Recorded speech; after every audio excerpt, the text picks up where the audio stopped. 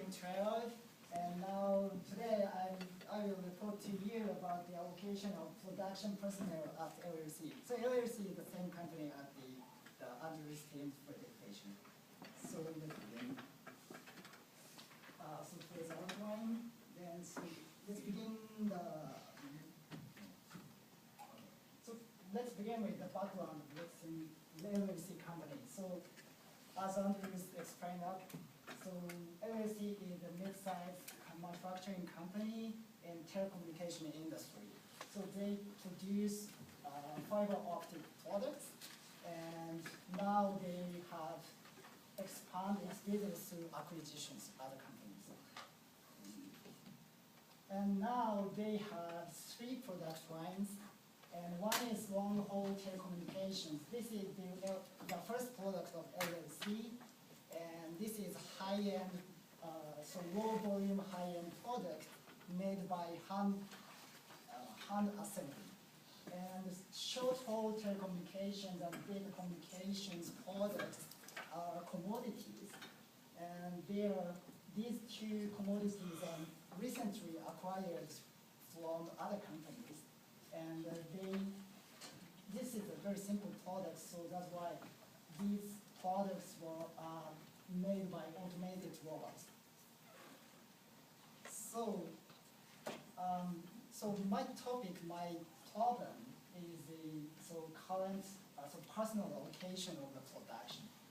So now the company is training the workers cross-functionally. So now the workers are multi-skilled workers. But there are still differences of skills and productivity between workers. So now the company is classifying the workers into 6 wage grades. And the current staffing allocation can meet the demand, but company believes that we can more efficiently utilize workers. So this is my task.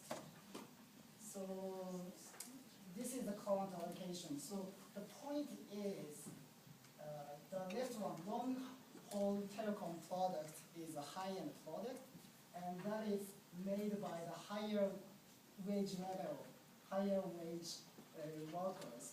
And the short-haul telecom and datacom product line are commodities, and they are now produced by the lower wage grade workers. And we know the productivity and the production plan, so that's a demand constraints. And so my task is to identify, so this is a misspelling, identify the most efficient allocation of staff to meet the production plan, so demand. And we have 2 scenarios. So let's look at scenario 1. So in this scenario 1, we keep the existing staff. So we will not fire anyone, we will not hire anyone. And so that's why total wage paid is constant, because no one will change it. And so we should look at the direct labor cost that is required to meet the demand. So by using that the before detailed data, we've made a model, and as a result of the modeling, we know that we can reduce direct labor cost by $3,200 per week, and also we have an excess capacity of 270 hours of grade 4 workers. This is the current allocation model, and then this is the new model. And so blue cells shows the optimal allocation in the scenario 1. And so long-haul telecom is produced by the grade 4 workers, and short-haul telecom is made by grade 3, and datacom is made by all grades. So that's totally different from the current allocation. Okay, so let's move on to the scenario 2. So the second scenario is that we remove the constraints of keeping the existing stuff. So now we can freely remove the workers and freely hire new workers.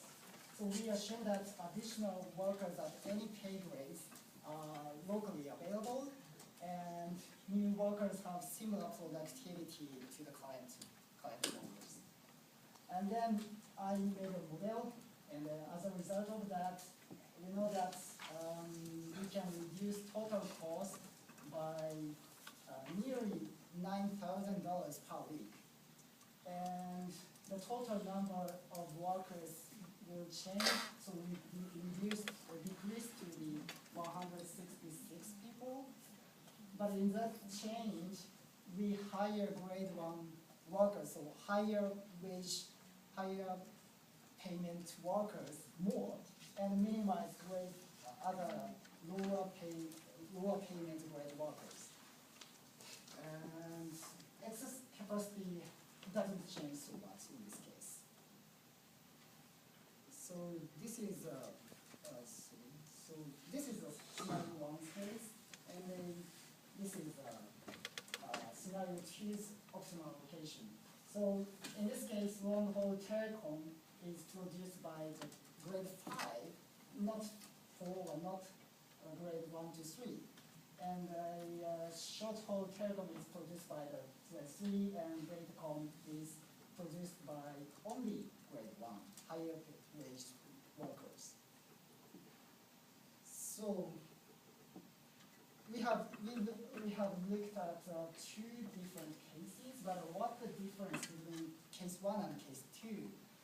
So in my understanding, the scenario 1 is focusing more on the productivity of workers, given that the demand is met.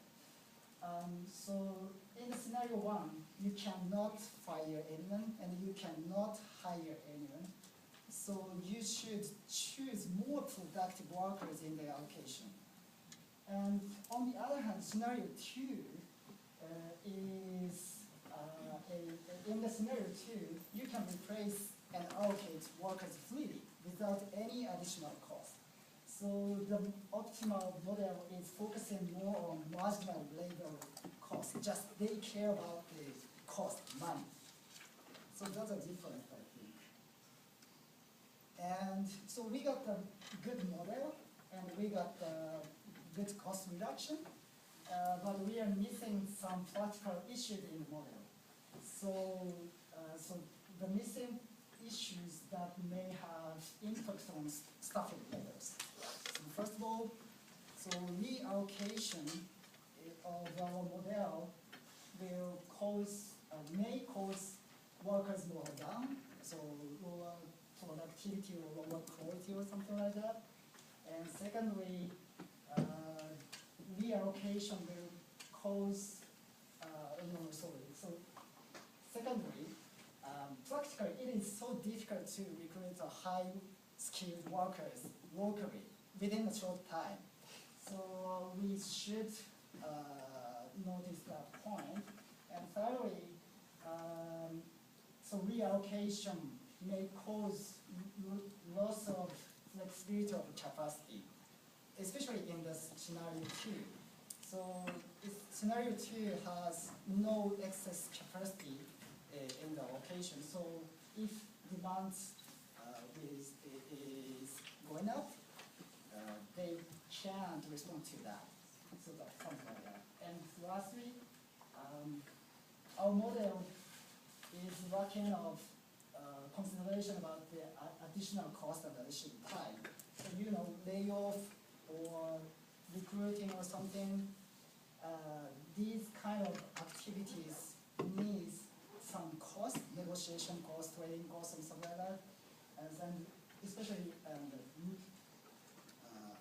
negotiation time on something like that. So we should consider about that kind of additional cost. Then this is my final part. So my recommendation is that, so first of all, so practically optimal allocation exists between the scenario 1 and scenario 2. And I think balancing productivity and cost effectiveness is very important. So we should consider, take into consideration into our model. And please remember that workers are human. So practically it is so difficult to hire, fire or lay off quickly, so difficult. And the last thing is that please consider the potential cost and the potential risk of losing the flexibility. So especially in the production management, so excess capacity or excess spare time is very important. So I think a buffer capacity is indispensable in the production allocation. So that's all. Thank you very much.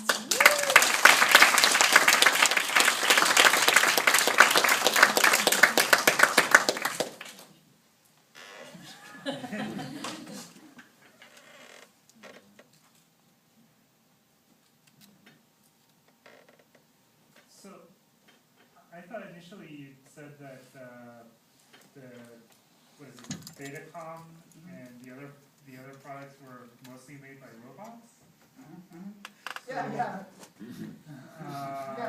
mainly made by robots, but Right. so the Yeah, I mean, I understand that you need the operators and stuff, but do you think that maybe you can max out how much? I mean, how many workers do you need to run the robots? Right?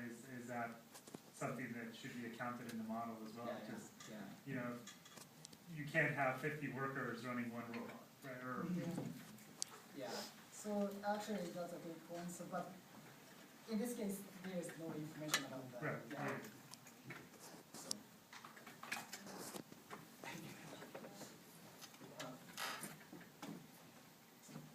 Yeah, what was the cost difference between option 1 and 2?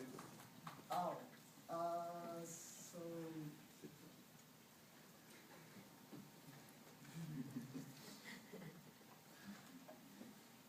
this is scenario 1. Scenario 1 is cost reduction is $3,200 per week, and then scenario 2 is the cost reduction is nearly 9,000. So economically, we should choose this allocation model. But that's a this model requires us to radically change the worker situation. So it's risky.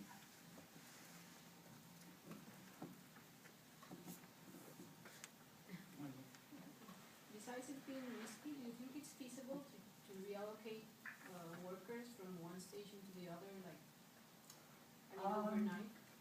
So you mean so Even three product lines, and one person moved from so line 1 to line 3 or something like that? Yeah. Yeah. So actually, in this assumption, so company provides some cross-functional training, so they can easily move from 1 to 2 or from 1 to 3 or something like that. But that's something difference of productivity or something like that.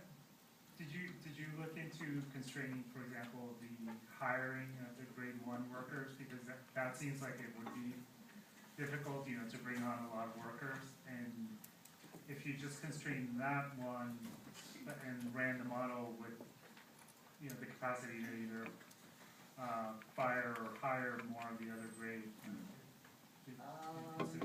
Actually, I have not considered about that because there is no argument about it in the text. Right. Yeah. But practically, it's a great point. So the original model had like high-skilled workers working on the high quality product, and then that moved to high-skilled workers working on the low. And then does that? I guess I'm trying to find a logic in that. Why you're like the difficult high-quality product would have low-skilled workers, and the low commodity would have high-skilled. Yes. So this is a production productivity table. And so, for example, pay grade 1 is the most highest worker, but their productivity of long haul telecom and datacom is the same. So,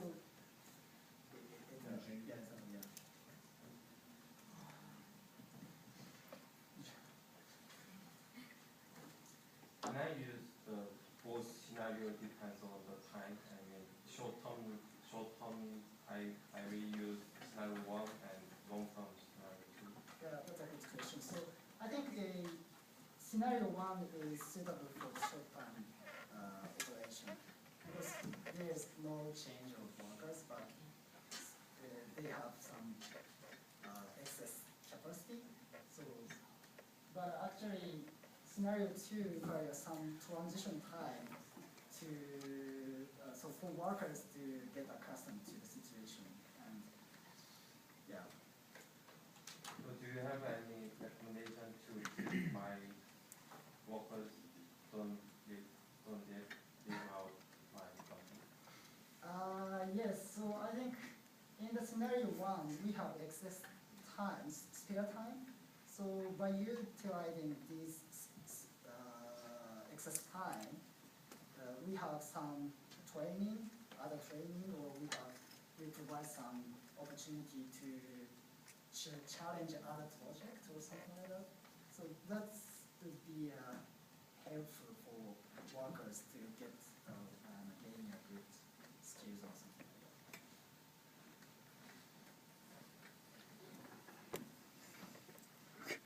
like that. If the demands are decrease or increase, how much capacity this the present workforce in our company are stand? I mean, so the model, first scenario model is the current demand. So how much the demand increase or decrease we have to change the scenario 1 to 2? That's a good question. I have never tested that kind of so yeah, but I will look it up. 1 point. +1. More questions or? No, I think it's more question. Then maybe just some comments. So I really like the way you think about this problem. Again, it's not a problem that I had read before, and again, I felt like I knew what this was about. I think also the number of questions you got is testimony that you got the audience involved. So I thought that was very good. I like the way that you distinguish those two scenarios and that it also had a strategic implications, not just monetary implications. You pointed that out very nicely. Well done. A few finer points. I think your slides are overall too busy. Yeah? Red color and then underlined was, red is red, right? It's emphasized, yeah? And I think there are just too many words on there, and you don't need these words, right? I think you have them on there because you are afraid you forget something. You know this problem well enough, you don't need these words. Tell more of a story, less on the board. Again, if you do this more often, you become more accustomed to do this also in English, and you'll do very well. I like, again, the way you think about this very much. I thought very deeply. You mentioned that several times that if you go with scenario 2, you lose flexibility, right? There may have been perhaps a way to emphasize that with some numbers, right? You could just have said, oh, this is what happens if demand goes up by 15%, and all of a sudden, your scenario where you fire all your good people doesn't look that rosy anymore. So statically, yeah, it looks like you're saving $9,000 versus $3,000, but in the long run, and then you have some ammunition to back that up, and then you don't need a statement like, please remember that workers are human beings. Because some people may feel offended by it, because, of course I know that they're human beings, but I need to fire them anyway, right?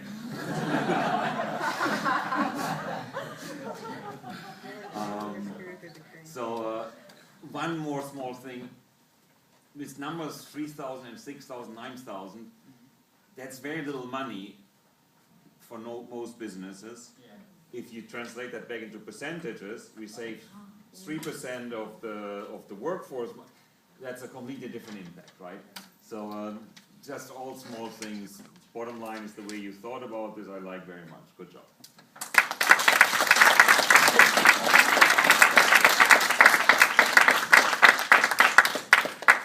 You guys want to have a break, or do you want to continue? Okay, 10